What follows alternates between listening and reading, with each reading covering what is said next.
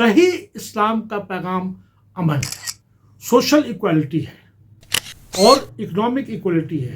हमारा तालीम हमें हासिल करना चाहिए, असली तालीम हासिल करना चाहिए, हमें साइंस एंड टेक्नोलॉजी को हमें पढ़ना चाहिए। ये मेरा कहना है कि कुरान और हदीस को जो है मानी के साथ पढ़ा। जावेद साहब और आपके तमाम दोस्त साथी, जावेद साहब आप 72 से हैं, आप गाजीपुर से होकर जो चारों सवाल किए और आपके तमाम मुझे ये बात जान के बहुत खुशी हुई कि आप लोगों को इसके बारे में जानकारी है कि आलम इज्तिमा पूरी भोपाल में जो मनाया जा रहा है, इसका नाम पूरे भारत में नहीं पूरी दुनिया में है। और आपके चारों सवालों के जवाब जो है मैं एक एक करके दूंगा। पहला सवाल जो आपका है कि आप इस आलमी इज्तिमा से के बारे में डिसिप्लिन के ताल्लुक से मैं क्या कहना चाहूँगा। देखिए, ऐसा है कि तमाम उलमा कराम और तमाम इसमें शिरकत करने वाले जो हमारे भाई हैं, तमाम बहुत अच्छी तरह से डिसिप्लिन है और इनका पैगाम बहुत अच्छा देते हैं, इनमें कोई गुंजाइश नहीं है। ये नवाब साहब के ज़माने से ये इज्तिमा होते आ रही है, आज तक कोई शिकवा शिकायत नहीं हुई है, किसी तरह का कोई भी बदमनी यहाँ पे नहीं हुई। हाँ, इतना ज़रूर है कि इतना बड़ा इज्तिमा हो रहा है, मैं समझता हूँ कि इस साल भी 10 से 12 लाख लोग आएंगे। ऐसे हालात में मैं समझता हूँ कि एक ऐसा इज्तिमा का ऑर्गेनाइज होना चाहिए, एक ऐसा पैगाम देना चाहिए जो भी शिरकत करने वाले हैं उनका कंडक्ट, उनका बिहेवियर, ताकि पूरे दुनिया में इसका एक पैगाम जाए कि देखो इस्लाम ये है, इस्लाम के फॉलोअर्स ये हैं। ये एक होना चाहिए। दूसरा, जो क्योंकि इतना बड़ा इज्तिमा हो रहा है, मैं चाहूँगा कि इसके ताल्लुक से जो क्राइसिस मैनेजमेंट ग्रुप होता है वो होना चाहिए, जिससे कि अगर कोई हेल्थ की कोई क्राइसिस हो या क्लाइमेट जो आज वेदर जो बिगड़ा हुआ है, हो सकता है कि प्रेडिक्शन ये कि 15-20 तक भी ऐसी वेदर रहेगा, उसमें देखा जाए।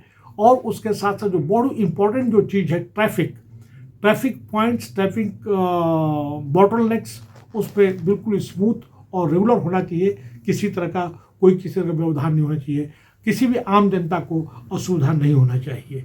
ये मेरा कहना है।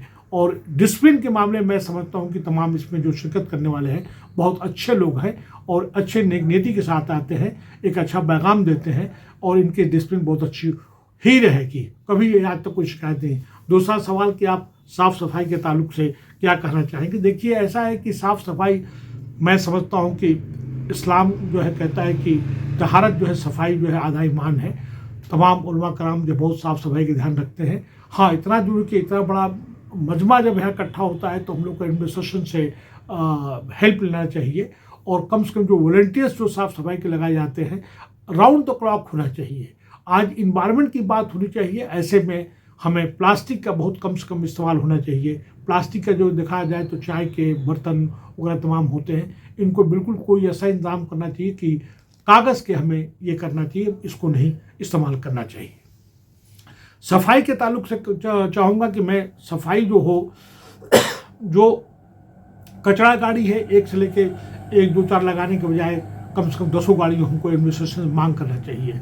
उसी तरह सफाई के लिए वॉलंटियर्स जो है, एक ऐसा वक्त आएगा इशा नमाज के बाद जब लोग अपने अपने कैंप में चले जाएंगे, उस वक्त सफाई का काम करना चाहिए। या मॉर्निंग में फजर के नमाज के बाद मैं समझता हूँ 8 से 11 के बीच में सफाई का काम होना चाहिए।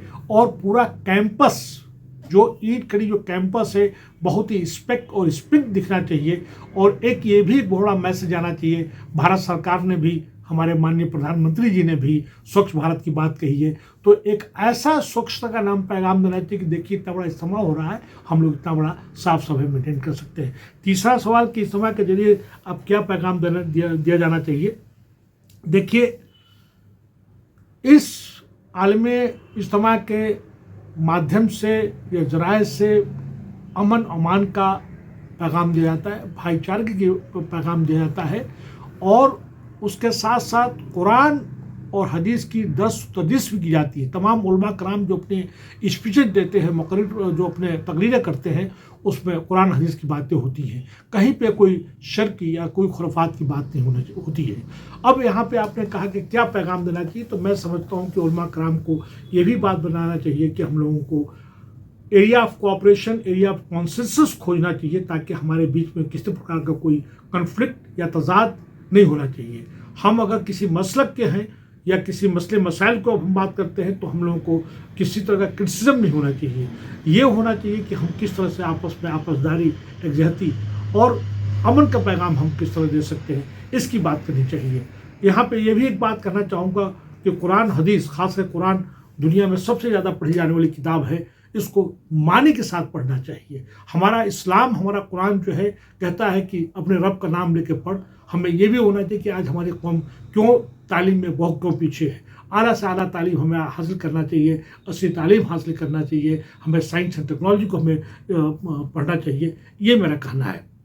दूसरा, मैं आपके माध्यम से ये भी कहना चाहूँगा कि हमारे तमाम जो मस्जिद मराकज़ जो कम्युनिटी सेंटर काम करना है ताकि हमारे मसले मसाइल को भी कर सकते, क्योंकि मस्जिद का नमाज के अलावा कोई और इस्तेमाल नहीं है। मॉर्निंग में फजर से लेकर नमाज के बाद मैं समझता हूँ कि 12:30 बजे तक ज़ोहर की नमाज तक खाली पड़ी रहती है। वहाँ पर भी हम कुरान और हदीस की दर्स कर सकते हैं, उसके साथ साथ में असली उलूम की बात कर सकते हैं और अपने मसले मसाइल को हल कर सकते हैं। और हमें देखना पड़ेगा हम किस तरह से हम पीछे हैं।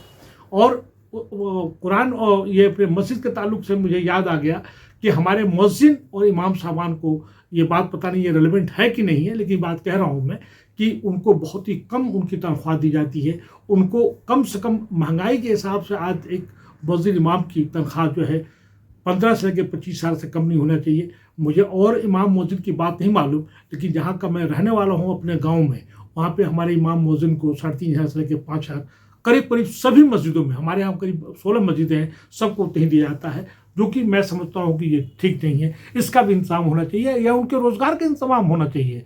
जो हमारे इस्लाम ने जो है तालीम, तजारत, ताउन की बात कही है, तो हमें उसका काम करने कराने की ज़रूरत है। और आखिरी सवाल कि हम जो है आखिर में अपनी तरफ से क्या पैगाम देना चाहिए। देखिए, ऐसा है कि हो सकता है कोई ऐसी बात मैंने कही तो पहले तो मैं माफ़ी चाहता हूँ, लेकिन सही इस्लाम का पैगाम अमन है, सोशल इक्वालिटी है और इकोनॉमिक इक्वालिटी है। हमारे यहाँ क्लासलेस और कास्टलेस कभी इस पे काम नहीं किया गया, हम पे इस पे काम करना चाहिए। और कुल मिला के मैं आखिर में ये कहना चाहूँगा कि कुरान और हदीस को जो है मानी के साथ पढ़ा